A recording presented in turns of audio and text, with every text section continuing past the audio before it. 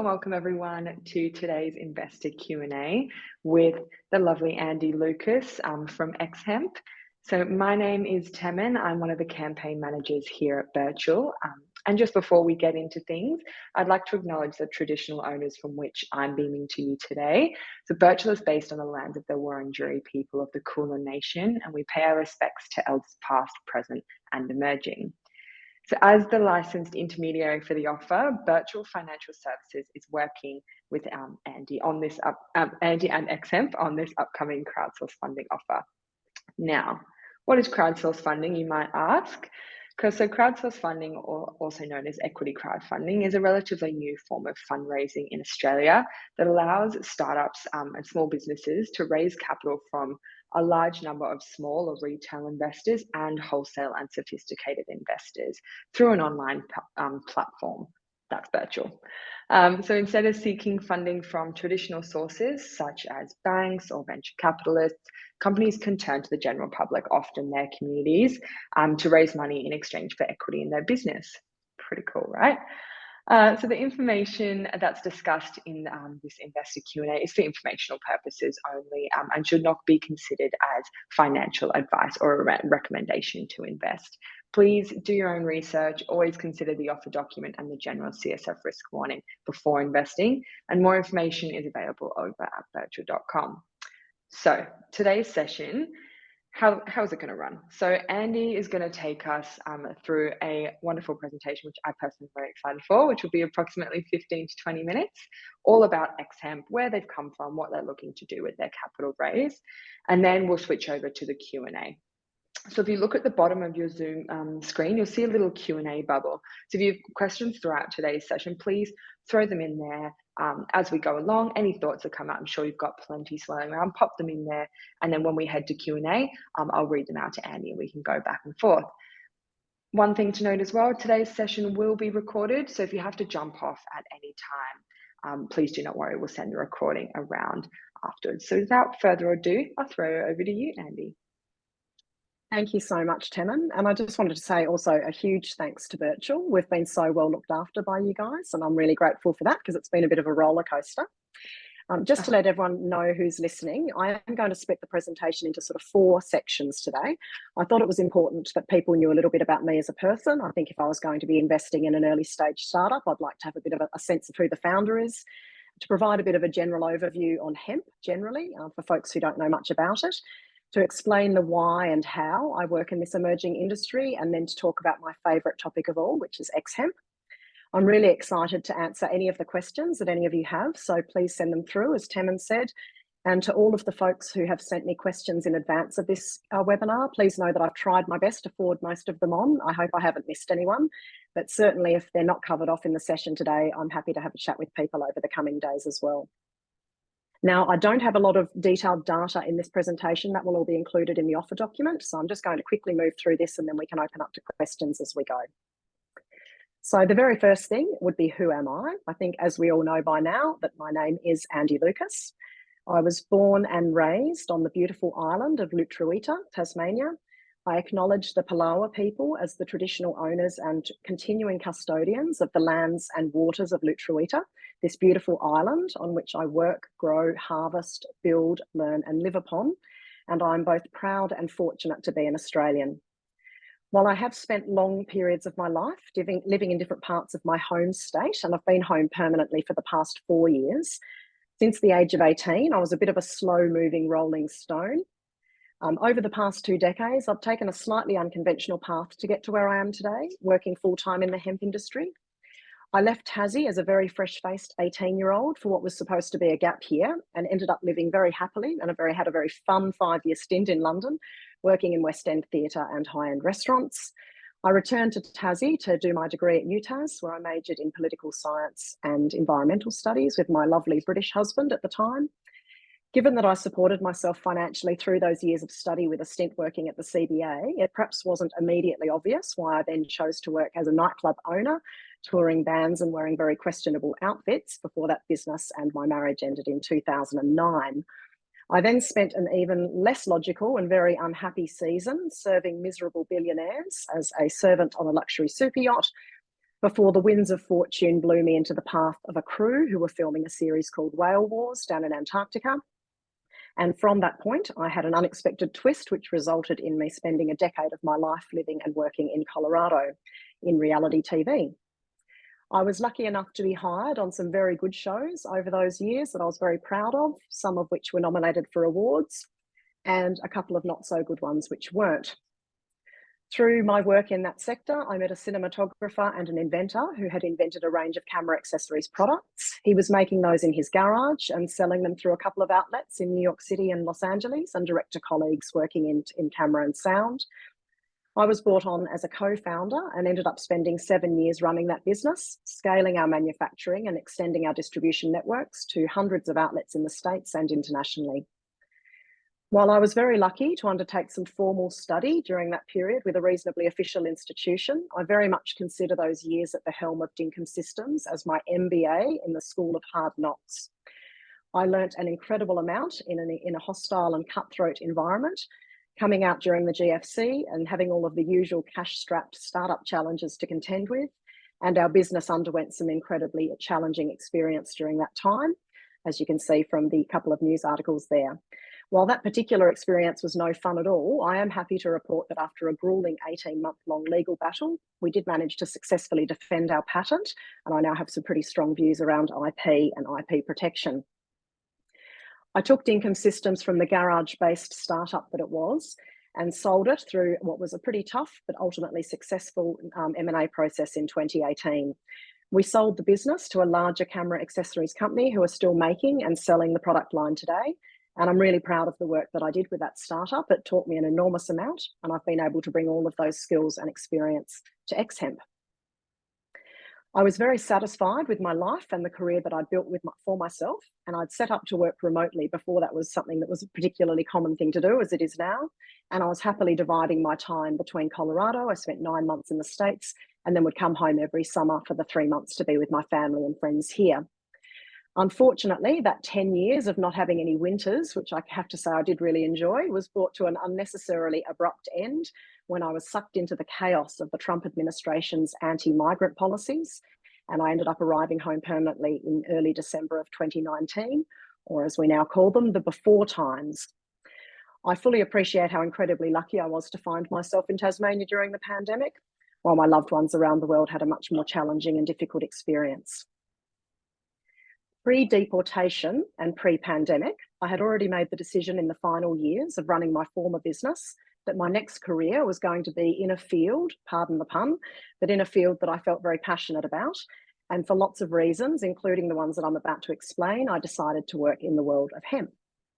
So now you know pretty much everything that there is to know about me. I know there's a couple of folks on the call who are very much subject matter experts in hemp, which I still don't consider myself to be yet, but I presume that many of you might be like me of about 5 years ago, where I knew basically nothing.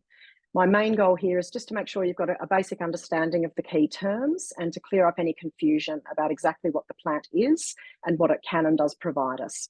So here goes. This is not a very technical and very generalist crash course in hemp. So hemp is the commonly used descriptor of certain varieties of a species of plant that's known by the botanical name of cannabis. So cannabis sativa is the variety that we normally talk about. There are thousands of different types of varieties of cannabis that grow in many countries around the world, both as a wild and cultivated crop. And while there are easily at least 125 identifiable chemical compounds, the two that we speak most about in our industry are THC and CBD. THC is the compound in cannabis that produces the sensation of being high when the plant is consumed for recreational, spiritual, or medical use. About 90% of all cannabis plants in the world have zero psychoactive effect, so no drug value. That means they have a very, very low THC content.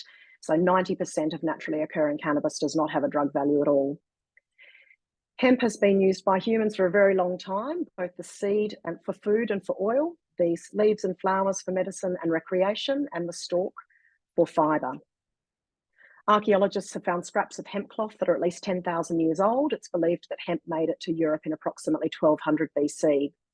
If any of you have any desire to research this topic further, you'll find so many fascinating and unexpected stories about the ways humans have utilised this crop over the centuries, with individuals ranging from Henry VIII to Henry Ford, companies like Adidas, Levi's, and BMW, all being involved in the manufacture and production of hemp-based products. In the mid-1930s, low THC cannabis, or hemp, was caught up in a political movement to criminalise the use of high THC cannabis, which is commonly known as marijuana. Regardless of anyone's personal views on the use of THC cannabis, high THC cannabis, what is not in dispute is that this dramatic shift in political attitude, particularly in the USA, was driven by many cultural, racial, ideological, and economic factors that are too complicated to talk about today. But the fact that the change of laws happened almost at exactly the same time as a large company called DuPont put through a patent on a fabulous new product called nylon is certainly not a coincidence. There was some very evocative, this is my favourite part in any presentation, I love these posters, some very evocative and creative political messaging that was generated around the time of these legislative changes through the early 1930s. And the result was a complete ban on a multi-use crop that humans had been using safely for thousands of years. With all cannabis being rather dramatically and excitingly described with catchy phrases like weed with its roots in hell, there was no distinction given to the level of THC, and that effectively has led on to massive economic consequences and the reason that the hemp industry is now considered emerging after 90 years of prohibition. In 2017, legislation was passed in Australia to allow low THC hemp food to become legal for human consumption. And since that time, it's been legal for farmers here to grow the plant with less than 1% THC, and that is what we call hemp. So now you know a little bit about hemp and a little bit about me. So the next question is, why me and hemp? As I talked about in a couple of my investor videos, the direction of my life changed forever about a decade ago when I survived not one, but two massive natural disasters within the space of 9 months. I lost my tiny home and all worldly possessions during a bushfire in Tasmania in the January, and had my flat in Colorado destroyed in a flood later that same year. The GoPro lawsuit kicked off about 4 weeks after the flood, so we can safely say that 2013 was not my very best year. As I recovered from the impacts of those events, I started looking into options for fire-resistant and non-toxic construction products. I honestly do think it was a late-night red wine-fueled Google search that probably looked exactly like this one that first pointed me in the direction of this incredible biocomposite material known as hempcrete, and my discovery of this amazing product was my entry point into the entire industry.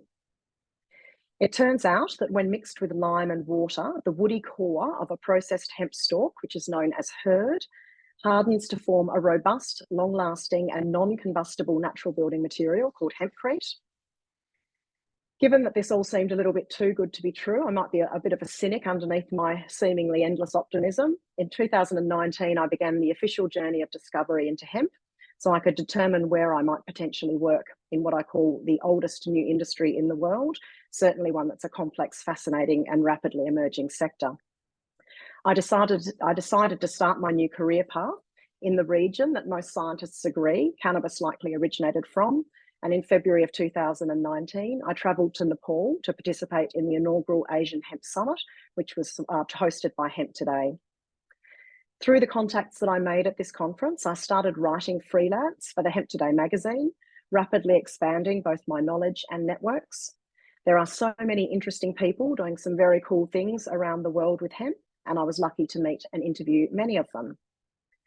I ended that year at the first Latin American and Caribbean Hemp Summit in November of 2019, where I forgot to take any professional photos, so I only have this sweaty selfie that I took after a morning run in the beautiful city of Montevideo, or as I very embarrassingly called it on my first night, Montevideo, just to really drive that full Australian experience for the other attendees.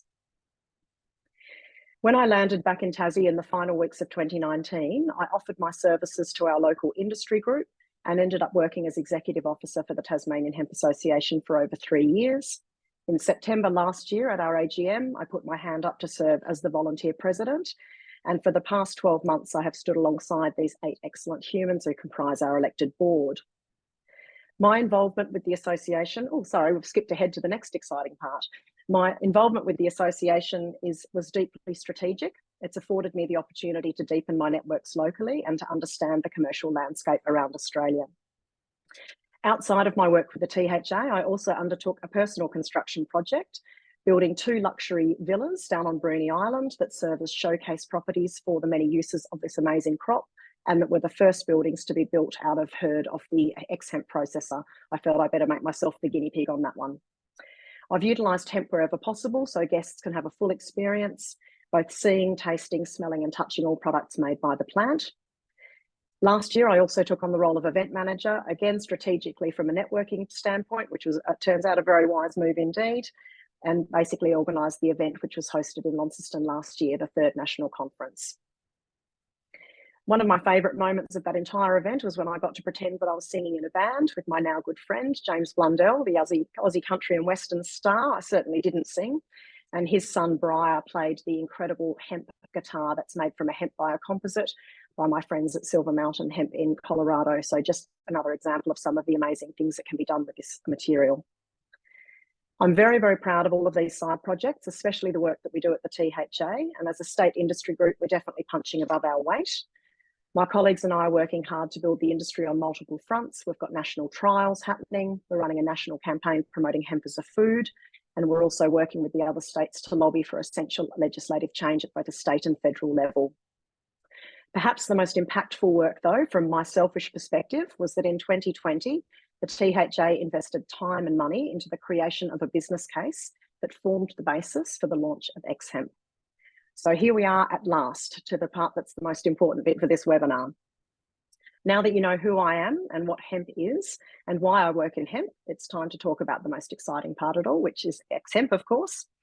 After I played a role in the creation of the business case, and I spent a couple of months in early 2020 pitching to external investors, it became apparent by about mid-year that the impacts of COVID were going to be much more far-reaching than perhaps any of us had imagined, and the handful of high net worth folks that I'd been speaking to got cold feet and pulled out. By then, I'd completely convinced myself about the potential of this market, and it was this confluence of life events and that led me to basically be working in a state on the business case, building with hemp, and I made the decision to launch ExHemp on that basis. Our original business model was brought to the THA by Clara Marosecki from the Australian Hemp Masonry Company, who's been leading the charge in the building industry in Australia, over the last 2 decades. They've put material into about 200 hempcrete homes around the country. Clara and AHMC are close partners to ExHemp. We work together to facilitate training, reduce freight costs for mutual customers, and Clara also sits on my advisory board. AHC were looking to take the grain stubble that in Tassie was previously being burnt off as waste. And we knew that there was a high enough demand because there'd been houses built in Tasmania with people paying freight to bring material across from Europe. The culmination of Clara and I working together for all of these years is we were delighted to announce a couple of weeks ago the largest commercial deal that's been signed in Australia using this particular building material. AHMC and ExHemp will be supplying binder and herd to what will be the largest hempcrete building in Australia and in the top 5 largest projects in the world using this material. The project has been commissioned by the University of Tasmania, and when we had the installers come down from New South Wales, that's a crew called Hannon Build, led by Shane Hannon, we got to see a designed wall of basically a prototype of what the entire building will be. It's just going to be an absolutely amazing thing to see. The scale of the project is really truly inspiring. It's all off form, which means it's unrendered. One section's 14 metres high, and the renovation is happening in what's known to Tasmanians as the forestry building, which is just icing on the cake for me. To have a demonstration of new fibre technology being used alongside or instead of old fibre technology is an incredibly exciting step forward for industry. And most critically, having the weight of big entities like UTAS and Hanson Yuncken has meant that we have finally got a commercial fire testing certification. My understanding is that this report has proven what those of us working in the industry already knew, that when correctly mixed and installed, this amazing material is essentially non-combustible, and having this report is an absolute game changer as we look to get the product used more widely commercially and at a much larger scale. I am so excited about this project, and I'm really proud of the hard work that's been put in by key staff at AHMC, Hanson Yuncken, UTAS, Woods Bagot and ExHemp to get us to this point. For a deal like this to be successful, we had to be undertaking local growing and processing. So I flung myself into the breach, applied for and was granted the necessary licenses, and raised the pre-seed capital to purchase a processor from Ashford Hemp Industries and fit out our first factory site in Cressy, Tasmania. I was supported by a network of 33 lenders, 2/3 of whom are continuing to show their faith in my vision by converting those debts to equity. That was actually the movement of my dog there, not through the hemp forest, but in real life. I'm sorry about that. And I raised just under 500,000 in cash and in-kind contributions. That was all on the understanding that I'd be matched dollar for dollar with an agribusiness loan from the state government. And unfortunately, when my application for those funds was not approved, it was a decision that came after I'd bought the machine already. And it came with an excellent explanation that would be different if I was just buying a John Deere tractor. I think that's been one of my favourites so far. And the bumpy roller coaster ride of the last couple of years truly began. Accessing capital has been really difficult for ExHemp. We've had a tough road accessing the necessary funds that we need to support our rapid growth. Unlike other startups that I've been involved with, and we've got a couple under the belt now, we've been unable to open any form of traditional bank finance, and I'm talking the very basics. So no business credit cards, no overdrafts or equipment finance. We've been told by the major banks that agricultural startups generally and cannabis companies specifically are considered too risky, and that they'll be happy to lend us money after we've had 3 years showing profit on our tax returns, which is a pretty tricky ask for a brand new business in an emerging sector that's very capital intensive at the start. That same type of conservative and misinformed thinking had also meant that ExHemp hadn't received any state or federal government support. So it was lovely after the change of government to have a visit from the Federal Minister for Agriculture, Murray Watt, who's standing next to me in blue. I definitely had not brushed my hair that day, so that was a bit of a surprise visit, with 2 other federal senators, Brian Mitchell and Anne Urquhart, and Labor MP Jamie Finlay, all big, strong supporters of ExHemp and myself as a person and a business. But certainly having the Federal Minister for Agriculture actually come and do a tour of the facility has given me a much greater feeling of hope for what may come in the future. We've actually been recently informed that our federal government granting application for the Boosting Female Founders scheme is through to the final round of assessment, and I've got my fingers crossed we'll be successful on that one. And we've certainly got the opportunity to tap lots of other grants over the months and years ahead. Even with all of those challenges, combined with the shamefully small percentage of VC that goes to female-led companies in Australia, which is something I'm looking forward to being part of changing, I've already managed to employ 10 amazing women. Not all of them were there for that photo, but I'm incredibly proud of my team, and sorry to Bianca if her head's cut off there. And we've signed the largest commercial contract in our country for hempcrete. So even though we've been constrained in nearly every way, simply by not having the cash flow, we've proven that we can do it anyway. And now we're ready to really scale and grow. So now for the good news, and there is plenty. In the 10 years before ExHemp launched, there were about 10 homes built in Tasmania using hempcrete over about a decade, and nearly all of that material was freighted in from Europe. In the 2 years since we started processing, we've tripled that number. We're on back order for herd and basically simply can't satisfy the demand. We just don't have adequate throughput to do it. We were recently featured in the Sanctuary magazine issue that was dedicated to hemp. We have a lovely big double-page spread in that magazine, which is always a nice thing to see. And we also recently won a Regional Business Award for Excellence in a Startup, which was a really nice recognition to receive at the Spirit Superannuation Business Awards. We recently had a visit from the team from Grand Designs, and that's an episode that will be airing early next year, which is obviously going to give us an incredible amount of exposure. It's the first time hempcrete's been featured on that series in Australia, to my knowledge. And we have so much raw material stored and ready to be converted into the goods that we've got customers waiting to buy.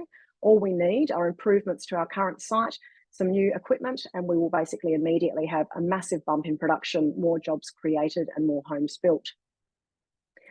We have signed license agreements with 3 key businesses in the States. That's Hempwood, Hempatecture and Tetra Hemp Company. And with their full support, we'll be quickly bringing new technologies and product like timber substitutes and wall insulation bats into the Aussie market. After 3 seasons, we've ironed out pretty much all of the kinks in the harvesting, planting and growing processes. And I can assure you there are many, so lots and lots of things to work through. And we're now on a very, very clear mission to build our first custom factory, which will be the first industrial structure in this country to use plant-based building materials in its construction, and will contain the all-important daycare centre for our staff. While we are intending to take a measured and realistic approach to our growth, I know the sky's the limit within this emerging sector, and I'm surrounding myself with expert advisors and will immediately be hiring key operational staff to address the very obvious key person dependency issue, which I promise you all I am very aware of. It is critically important to me that I ensure this next chapter is a successful, stable and profitable one, and I'm confident that I'm building the right team to make that happen. The response to this campaign has been absolutely overwhelming, and I'm feeling incredibly optimistic and hopeful about what this injection of capital will mean for my team, our customers, the farmers that we deal with every day, and the environment. I know that the timing is exactly right for a company like mine to scale, and it's an incredibly exciting opportunity to get in on the ground floor.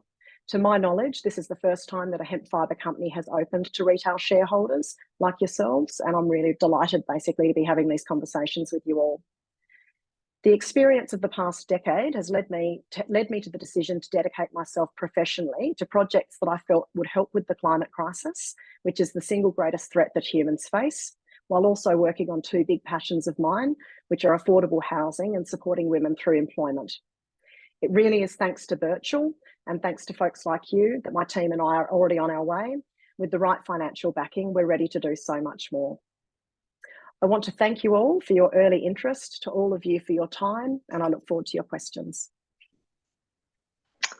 Wow, Andy, thank you so much. That was such a fantastic presentation. It's a little bit like shouting into the void, Tim, and I feel like I just did a bit of a rehearsal just with you, but there are other people here, aren't there? There's quite a number of people here today. I'm sure enjoyed that just as much as I did, so thank you again.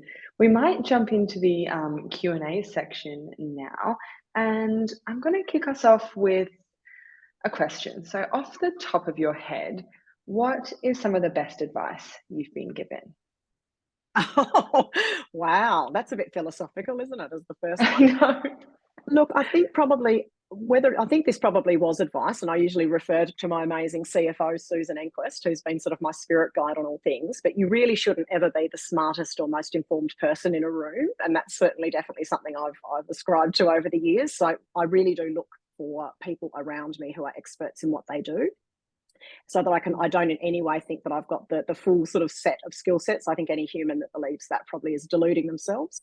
So I'd say from an advice standpoint, I think surrounding yourself by people who share the same core values but come from a different range of sort of, diversity of thought and lived experience and professional experience, certainly.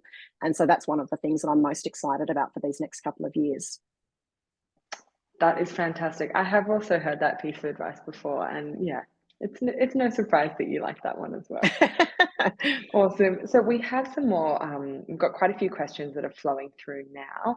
Might kick us off with a couple just regarding the product in general, hempcrete in particular, and how it might compare with concrete. So we have a few questions about how it compares to concrete in terms of CO2 production, what the fire rating is. If you can give us a bit of an idea about that, and cost as well, cost differences. Sure. Look, I in no way am I dodging here, but I'm not going to give specific numbers because I can pull data from different reports, and because it's still such a lot of research that needs to be done, there's a lot of variance. So I'll speak in very broad sort of terms, and then I'm happy to have folks contact me if they need to see access to reports. So a couple of things. The word hempcrete's a bit of a misnomer, really. It doesn't share very many characteristics with concrete at all. Probably the thing that it mainly shares with concrete, and the reason it's used in the industry as an easy way to describe it, is the concept that something is mixed and poured and then hardens into a particular shape. So really that's the key characteristic that hempcrete and concrete both share. So they're effectively both mixed into some form of slurry, they're poured into a form, and then they'll set hard. So that's basically it. Hempcrete is about 1/7 the weight of concrete, so it's an infinitely lighter material. While it does have structural characteristics, it's not considered a structural material. So at the moment in Australia, under our building code, it is still considered a wall infill material, and it's primarily used for walls and ceiling insulation rather than floors and foundations. So that's another key difference between the two. On the point of carbon, it's day and night. Concrete is an immensely carbon-heavy industry. It's a very environmentally destructive industry on many levels, with sand use and that type of thing. A regular house that's built versus a hempcrete house that's built, they're still getting data on this, but it's a measure of 10 by 10 by 10 by. The average family home puts out and emits carbon, or has a massive carbon impact on the environment because of conventional materials being used, whereas a hempcrete house not only is using incredibly carbon-friendly materials through the growing and manufacturing process. If we have regionalised hubs like this, there's not really transport costs, and then you've also got the added benefit over the first sort of I like to say 3 to 5 years. The data sort of says 7 to 10, but I've seen studies that I feel comfortable with 3 to 5 years, where the material continues to sequester carbon in those first years of the building's life cycle. So as the hempcrete continues to harden through that magical chemical process that I can never remember the name of, and all my scientist friends will roll their eyes. I should just write it on a post-it note. But effectively, as the hempcrete hardens, and that's a process to do with the lime binder, it continues to sequester carbon through the life cycle. So the characteristics that it has that concrete doesn't have, apart from the fact, I suppose, termites don't eat concrete, but termites won't eat it. It doesn't mold. If you do have a disaster situation or a demolition situation, you can actually compost the wall material. It basically can be returned to the soil. So really, from all of the sort of the experiences that I had personally, but other experiences that others have as well, that's an incredible thing to be able to do to a structure. But we're also talking about buildings that, if they're well maintained, can have a life of many, many hundreds of years. There are hempcrete structures in Southeast Asia that have still been standing since the 1600s. So you're not talking about a material that you'd be building with the intention of demolishing it. But if you did need to do that, you basically don't have an impact on landfill either. Wow, as you said, the oldest emerging industry in the world, potentially. It is. When the Romans were doing it first, that's when you can't really claim new, can you? But Absolutely. And in terms of fire resistance, can you tell us a little bit about that? Yeah, look, I'm really excited to see this report, because that's going to give me some actual numbers. People often ask me what's the BAL rating and all that kind of thing. And again, I'm not a building designer. I'm not a materials scientist or anything like that. What I can tell you is that it absolutely meets and exceeds any of the ratings that are currently set by Australian planning. So I've now built a couple of these, and I've put them through planning departments in Tassie, as have many of my customers, and not one has had any issues whatsoever with bushfire ratings. Now, some people may perceive that Tassie's not as bushfire prone, but that's certainly not true. So we've got reasonably, I'd say, if not as strict as other mainland states. But certainly that commercial certification is just, that's a landmark thing for us as an industry. That really is a game changer. So just to be able to prove that with actual numbers from a verifiable source, and so it can be used commercially rather than just residentially. Fantastic. That's great to know. So you mentioned that you have agreements with hempwood and hemp wool. We've got some people asking here, like, what other products do you make? What products would you like to make? And also, with these contracts, are you limited with other products that you could make that compete with them? That's a great question. So at the moment, what we've really been doing for the last 2 years is effectively a proof of concept. I had sort of had some sense of how challenging it was going to be to get around the new sort of methods of planting and harvesting, and that was very challenging. So at the moment, what we've been doing, effectively, if you imagine a bale of straw is 100 kilos, you put a 100 kilo bale of straw and you get 4 outputs. At the moment, we've only been selling one of those 4. So we basically just take one of those outputs, which is called hurd. We put it into a 10 kilo bag, we put them on a pallet, we ship them off to a build site, and people build beautiful hempcrete houses. So it's the very, very first stage of hemp processing technology is what we're doing at the moment. What we've been doing is storing all of the other outputs. So we've got 3 other outputs there, which is the bast fibre, the fines, and the dust. And they've all been carefully warehoused so that we're able to utilise them in new products that we're going to immediately be making. So what I can say with there's no sort of grey area around this, we can take the fines and immediately just turn it into pellets. That's a really easy thing to do, and it's something we'll be doing straight away. There's a market for that, as boring and sort of not very sexy as it is, but kitty litter, cat litter, people can use it as a soil ameliorant. So there's different ways that we can sell that, and we've got sales channels for people waiting to buy as much as we can make. The bast fibre, in its very raw processed form at the moment, we can press into a weed mat. If you imagine when you're at the garden centre and you see the coir mats, that sort of rough brown coir matting that sits inside baskets. Coir is everywhere. It's used commercially and industrially through berry farms and that type of thing. It's an incredibly environmentally destructive natural fibre. Mainly comes out of Southeast Asia, and there are lots of concerns around both the environmental degradation of the harvest process. There's also some real issues around labour, child labour, and some pretty ugly elements to certain sides of coir. People are becoming more aware of that, both for sort of homeowner use and commercially. So we're looking for new fibres to replace coir. So we've had conversations with industrial berry farms just down the road from us, which is another beautiful element to the whole circular economy aspect. Rather than them shipping hundreds of thousands of units from Sri Lanka, we can actually make those mats for them and be 5 kilometres down the road using a crop that's sucked about 15 tonne of carbon out of the atmosphere for every hectare that we planted. So there's a huge ESG component and driver there for companies who are doing commercial berry farming. And that's just the tip of the iceberg. That's the conversation that I happened to have the time to have with the particular general manager of that industry. And so we've got from them a very strong indicator that they'll buy everything that we can make. And they'll be looking to, obviously, initially we'll only be able to supply a small percentage, but as our scale grows, we'll start replacing more and more of their imported product with locally made and produced. So cat litter, sexy. Weed mats, very sexy. The companies that we're partnering with in the States, there's a lot of new entrants who are starting to come into the fibre sector. It's quite hot at the minute. And a lot of folks are looking to develop their own IP and make their own versions of these products. That's something that I'll be very transparent about. That's probably the main reason I mentioned the lawsuit situation that I had years ago. I've learned a lot of lessons from that, and I've picked quite a specific strategic path, and I'm happy to talk to the investors who are interested in that IP side about my reasons behind doing it like this. What I know with companies like Hempwood, who are based in Kentucky in the States, with their founder, Greg Wilson. We've got Hempatecture, who are in Idaho, with Tommy and Maddie as the co-founders there, and then Tetra Hemp Company in Texas with John Bradley. These are all people that I know and trust. These are products that I know to be good, and they're ready to sell. And we've got customers in Australia who are desperate to buy them. So the way that I see it is we've got an opportunity to sell what we know to be excellent product, to really build that brand awareness. And in the background, we're working with those 3 companies to start manufacturing on their behalf under license for them. So we'll be growing and making their products in Australia and basically under license with them. So we'll be supported by companies who have done the hard yards. They're all sort of into their 5 to 7 year growth.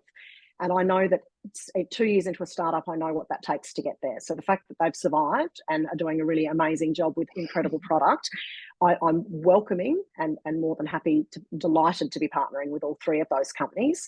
And for me, it's all about speed. I'm less concerned about holding on to IP that takes several more years to develop. I want to get carbon negative building products out quickly into the market. And when you've got registered known brands like Hempwood and Hempwool, I think that's going to be really easy for the average Aussie consumer to make those choices. Absolutely.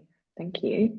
And with all of these products that you're like wanting to make, and I guess the further expansion of your company, is there any possibility of the building industry kind of blocking or lobbying to prevent regulations of any of these products? Yes, I think that certainly has been true in previous decades. I don't doubt or deny that. I'm sure there'll be many folks who can tell me some horror stories from the last 20 years. What I will say is that the winds of change are thoroughly blowing. To have a company like Hanson Youngkin, they're one of the largest commercial construction companies in the country. They're very serious players in the game. They have so welcomed the opportunity to learn about this. They're sending their staff to be trained in the material installation. They have used the phrase of making hemp and hemp-based building materials a calling card for their company. They have clients, as do other large commercial construction companies around Australia. They will all have clients like UTAS who will demand that they evidence that they're doing something about the impacts of construction, which is one of the hugest, 8 to 10% of all carbon emitted globally is attributable to the construction sector. And the reality is we have to address the issues of carbon and environmental degradation through construction. So I think that now that there's probably a last sort of dying holdout of folks who are resisting the inevitable. This is science and evidence based, and those companies that are forward thinking are absolutely on this train. And for me to be able to go to a company like that and say, hey, I've seen this amazing new prototype that's just come out. It was, I think, a university in New York State to do a steel rebar replacement. So using hemp stalks through some sort of magic pixie dust process that I'm sure they'll never release without receiving a large amount of money. But the fact it's been proven that it can be done, that we can actually make a steel rebar replacement using hemp. When I mentioned that just casually over a beer to one of the senior folks from Hanson Youngkin, they were like, sign us up. If it can be proven that we can replace one heavy carbon sort of extracted material with an environmentally friendly one, they'll be lining up to basically buy those products. So that's where I see the growth. I really do. And honestly, having big companies like that behind us has completely changed the game. That's fantastic. Thank you. And I would love to talk a little bit more about your growth strategy and kind of your plans after this capital raise. Before then, I might just let everyone on the call know a little bit about where we're currently at with the campaign. So I had a few questions about what your minimum and maximum targets are for this raise, how much equity you're giving up. So let me jump in and answer that. Currently, we're still in the expression of interest phase. So this campaign will be closing in the coming weeks, and then Andy will open the offer campaign. So all of the details and the final terms of the offer will be detailed in the offer document that will be live when the campaign launches. So that campaign will launch into early access mode first. So that will mean that it'll only be open to those that have expressed interest earlier. So, you know, on the basis that we have a successful campaign, Andy, can you tell us a little bit about your use of funds? You mentioned, you know, expanding your infrastructure and kind of, yeah, can you tell me a bit about more about that? Absolutely. And look, and I think I want to also preface this by saying that the CSF process is actually very new for me as well.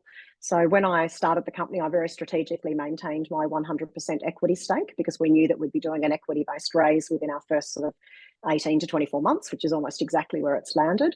I wasn't quite sure what that would look like, if it was going to be an angel situation, but I really love this model. I think it actually fits beautifully with everything that ExHemp's doing and the nature of sort of the hemp industry itself. There's a lot of interested folks out there. And so that's been a really beautiful element for me. I like the idea of there being more of us rather than just a select few who are investing in companies like this. As far as use of funds, if anyone wants to see it, I've got a beautiful spreadsheet down to about the last $19.95. We very much know exactly what we're spending every dollar on. I can assure you all of that. No, look, it's a bit of it's a stretchy one because when we first started the raise, we obviously had a bit of a concept in our minds of what we thought we might achieve.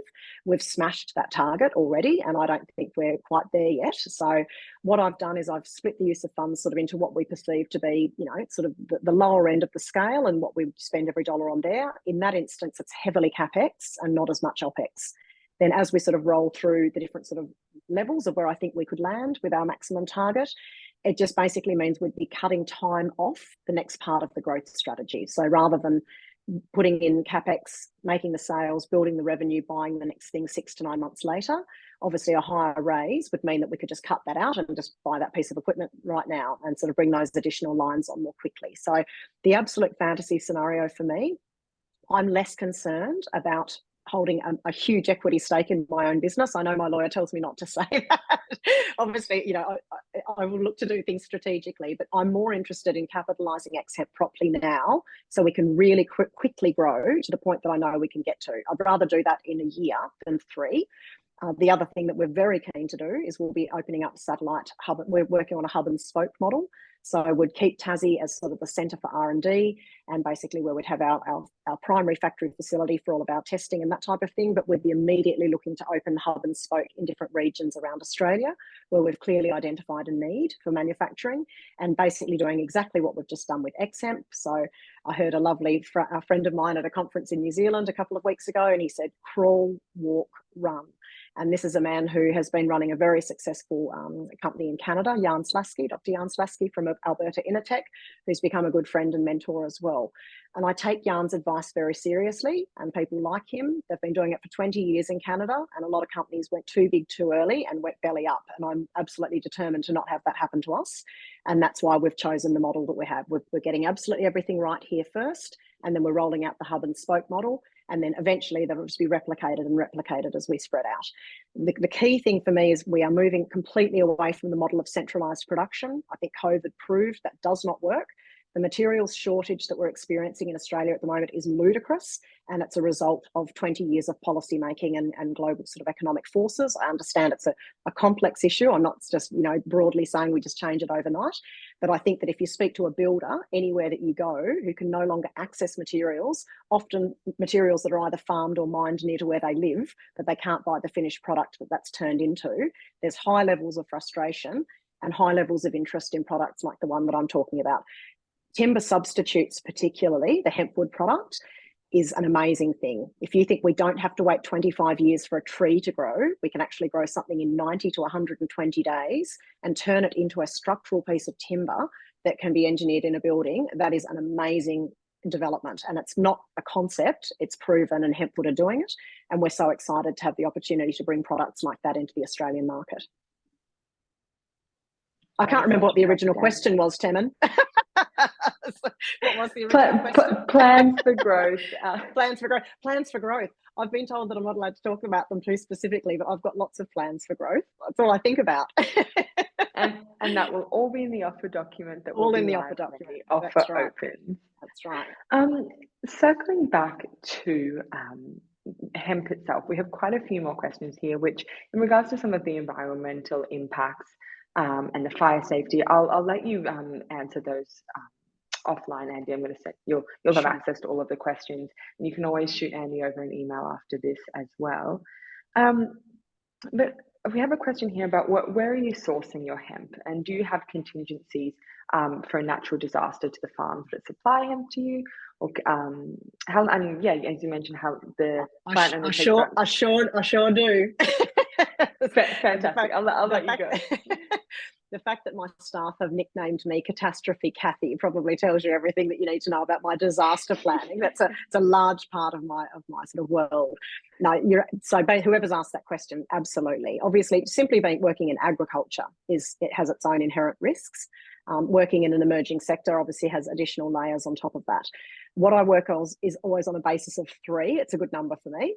So what we look at is we do 3 planting areas. So I've got three growers under contract this coming year. Previously, it's been much larger areas than that because we were taking grain stubble from the seed harvest. But when I'm planting my own hemp, so to answer your question, it's within a 20-kilometre radius of our factory. So we're growing it all in the Northern Midlands of Tasmania. And I put 3 different growers under contract. These are all 3 farmers who have supported me through the last 2 years, and they'll basically grow my crops for me. I'm trialling a range of different varieties, just on the off chance that we have a situation that we find a pest that we didn't know about, or a fungus that we didn't know about that somehow impacts hemp in a way that we didn't know about. These are all unknowns. We've got varieties coming in from France. We've got varieties coming from New Zealand. I'm working with amazingly good seed suppliers, which is critical. So Midlands Seed and Ecofibre are my chosen seed suppliers. Midlands are actually a shareholder in my business. That's how much faith they've shown in me. And Ecofibre have shown us an enormous amount of support with in-kind over the last 2 years. So from those 2, I've got access to world-class genetics and basically the agronomic support. We also work with agronomists, so what we call farming scientists. I'd never heard the word agronomy before I started working in agriculture. We've got very skilled local agronomists from a company called Ben Lomond Agriculture. So they're sort of our boots on the ground.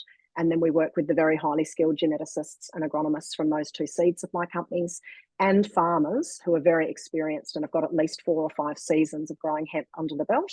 And our harvesting contractors who have now also got 3 or 4 seasons of harvesting for us as well, harvesting and baling. So I feel all of those parts are all ready to go, and we could scale at any time. So we'll put in a planting area this season. We have to plant in October, so we're getting very close. And then we'll be immediately planning for our next year. Once we move out into our hub and spoke model, that's when things get really interesting, because we'll have different growing zones. We'll be able to buy hemp harvesting equipment that we can then road train from the north down to the south, working our way down through those coasts as the cycles of maturity are staggered, basically. So in Tassie, we plant our hemp in October or November. It grows for about 90 to 120 days, and then we harvest it. But yes, so to answer your question, we mitigate the risk of farm disaster by spreading it out over 3 different properties. And in the years ahead, the risk of a large regionalised natural disaster will be mitigated by having multiple sites in different states. There we go. Catastrophe Kathy, added again. It's awful, isn't it? Like, can't we think of a new name? No, this is fantastic. And we have another question here in terms of price for the product. And, you know, if somebody wanted to build their own hempcrete home, how would they go about this? So at the moment, it's a really tricky one, and probably one of my most frustrating elements of my life is that I am legitimately taking a call every day or 2 from someone who says they'd like to buy my product, and I have to tell them I don't have any to sell them, although I've got lots of raw material and people waiting to buy. So that's really frustrating. At the moment, if you're wanting to build a hemp house in Australia, you'd contact a company like me, and there's a couple of other small mills who are doing similar things in different states, Western Australia and Victoria and New South Wales, and they'll let you know if they've got available supply. People could also buy it imported from the Northern Hemisphere. But at the moment, to my knowledge, there is a nationwide back order situation. So there's not readily available herd at the moment. So the market potential is enormous. And this is before any really significant marketing campaigns, before the Grand Designs episode, before the certifications that we're about to make public come through. So that side of the market, which is still going to be, in the grand scheme of things, considered quite niche, cast hempcrete, those beautiful walls that you see and that aesthetic, will always exist, and that market's going to grow and grow and grow. It really will. On the flip side to that, we'll always supply herd for customers who want to build a hempcrete house that looks like that. From a price comparison point, and I built my own houses, so those little units, which are sort of a 2-bed, 1-bath, quite a modest footprint. The hemp wasn't the thing that blew the budget out by 40% during the COVID period of building. It was the 90% increase on framing timber, the near 100% increase on electrical conduit. The construction industry is completely crazy in Australia right now, and that's why you're seeing a lot of very worried builders and folks who are unfortunately going under. So hemp is not the least expensive way to build. I'll never pretend that it is, but it certainly isn't sort of outside of the reach of a normal person. And the huge advantage is that you end up with a house that requires so little energy to run, and this is both for heating and cooling. I've now been in places in Colorado that get to minus 25 Celsius. I've been in places that get to high 30s, low 40s for continuous days. And a well-constructed cast hempcrete house will maintain an average temperature of 18 to 19 degrees with very, very minimal heating or cooling. It actually is quite miraculous. And there's a lot of peer-reviewed study that is going on and have been happening for a couple of years. So there's about to be some proper data to come out to support those claims as well. Man. Oh, price point. Let me give you one quick analogy. The one thing I've heard, a double brick house. If you imagine if you're building a double brick house, which most people don't, but that's a good analogy. You think you've got bricks that arrive on a pallet. You have to have a specialist bricklayer who turns up. There's a mix happening and they're physically making something. That's a good way to think about how a hempcrete house is built. So you've got a stick frame construction, everything else looks the same as normal. And then you have your hempcrete installation team arrive, or your builder knows how to do it, and they install the material. But right now, what I'm wanting to have happen is every time a customer rings me, I can say, absolutely, we'd be delighted to supply that hemp for your house, and find out when they're building and take their order and take their deposit and ship the product. And we're not very far away from that. We just need these extra key pieces of equipment. Okay, that makes complete sense. Thank you for answering that one. And in terms of the hemp itself, we have a question here. How much waste is associated with the production of the hemp? This is the bit where I realise I really need to get a life, because everything is just so exciting. I love talking about hemp so much. So effectively, what we're moving towards quite seriously is a zero waste situation. And I don't make claims like that readily, because you have to be very careful when people pick you up on it.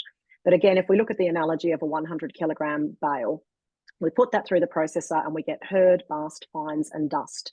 There are saleable products that can be made from every single one of those outputs.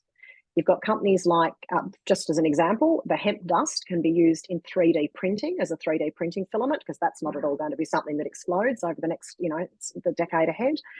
You can also turn it into biochar. So you can take it to a very sophisticated place with technology, or you can literally use it as biochar, which is an amazing thing that I'm just starting to learn about as well. So there's not a single part of this plant that can't be used. And what we talk about all the time in the hemp industry is whole of plant utilisation. And that's the reason when I was doing the sort of spiel about hemp, perhaps people were thinking, why is she telling me about oil and seed and food and extracts? That's not what I'm interested in. I want to know about building materials.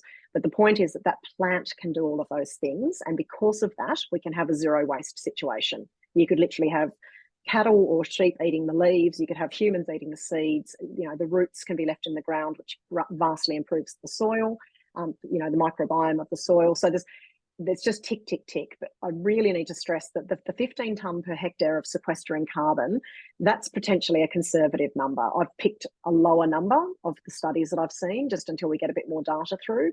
I mean, that is huge. If we can take that plant that's captured all that carbon out of the atmosphere and then embody that carbon into products and into the walls of houses, that's when we actually can start seeing true impact. I don't ever dismiss anything anyone's doing, tree planting, any sort of wildlife biodiversity, critical. But this is something we can do quickly within our existing systems, our existing agricultural systems, our existing construction systems. That's what I love about hemp, and that's the reason that I've chosen this particular career path. Awesome, thank you. We have a question here about what margins you're currently applying when selling your end Margins. product. my favorite. It's really, really hard at the moment. So we're using a standard cost model. And when my lovely Chief Financial Officer, Susan, she'll be able to speak to all of these, and that will be absolutely detailed and explained in the offer document. But basically a 70/30 is what we're looking at just as a standard cost, because we simply at this early stage, there are so many variables that we haven't been able to factor to really nail down our cost of goods. We've got double handling, we've got issues with carting and storage, the seed price. We can keep going through the list of things. So effectively what we've done is we've landed at the point that we know what we can sell it for. At the moment, my hemp is the most expensive herd in Australia. And I don't say that with like a happy face. That's just the reality of where we need to put our price point for us to survive as a company. And I'm still turning business away. The market is proving that it absolutely will bear, and that's not my intention over the long term. The intention is through the economies of scale to drive the price down, so you can buy like for like products. If you're going to buy a flooring product, you buy a hemp wood product. If you're going to buy an insulation bat, you buy a hemp wool bat. And the average residential builder or commercial construction builder can look at that price point as a match. But I'm not going to pretend that we're there yet, because we simply aren't. And I think anyone who is promoting that is perhaps not fully understanding the complexities. Just as an example, hemp seed coming from France can no longer be directly shipped to Australia because the Australian biosecurity laws don't match the French standard. So something as ridiculous as that means that I need to now air freight it from New Zealand. Now, these are things that will change over the years ahead, because things are coming up and then we address them as an industry. And we keep working through. But right now, we're still working it out as we go, and the market is proving that they will bear the higher price point while we do that. Fantastic. Thank you. I guess to wrap things off, just being conscious of time, I would personally love to know, obviously you've won plenty of awards and you've made these big conferences and these amazing collaborations so far, but what is one of your proudest moments today? It's funny, because today, it sounds like we staged it, but I realised today is actually the anniversary of my first ever hire. So 2 years ago on this day, the 7th of September, I hired my first staff member. And up until that point, it had been pretty much just me in a cold shed for a month or two, feeling worried. So I think probably the thing that I'm most proud of is my team, without a doubt. They've just absolutely shone. There's so much untapped potential in the labour force of women who are unable to enter employment because of unpaid family care responsibilities.